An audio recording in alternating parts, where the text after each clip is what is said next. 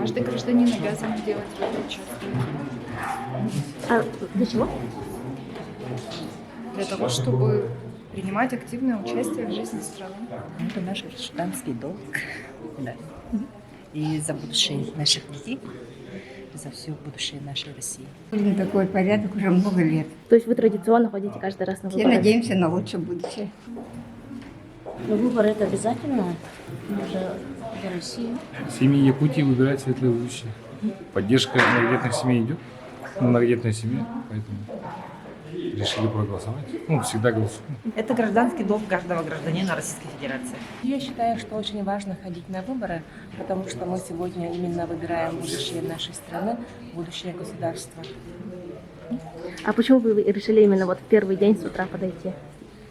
Но чтобы освободить себе выходные, все очень просто. Ну, потому что это долг каждого гражданина Российской Федерации. Важно участвовать в выборах.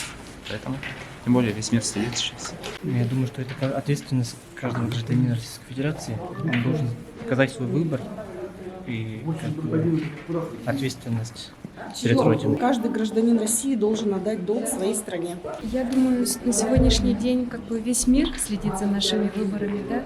И мы действительно должны сделать свой выбор, отдав свой голос. А почему я ребенка с собой беру? Потому что патриотизм нужно развивать у детей. Они должны понимать, для чего мы это делаем, почему это нам нужно. Нашей семье это для будущего наших детей. Так нужно, чтобы мы осознанно потом ни на кого не говорили о том, что вот это не так, это не сяк, это же наш выбор, поэтому чтобы мы, наши родные, близкие, вообще страна имела свое будущее. В наши обязанности входит, во-первых, проверяем список избирателей на нашем участке. Мы работаем с этим участком не первый год уже. Значит, у нас идет работа с избирателями на дому.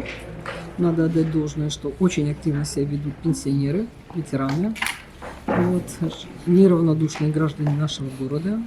Избирательный участок мы открыли сегодня вовремя, 8 часов. Работаем мы 3 дня, 15, 16, 17 до 8 вечера.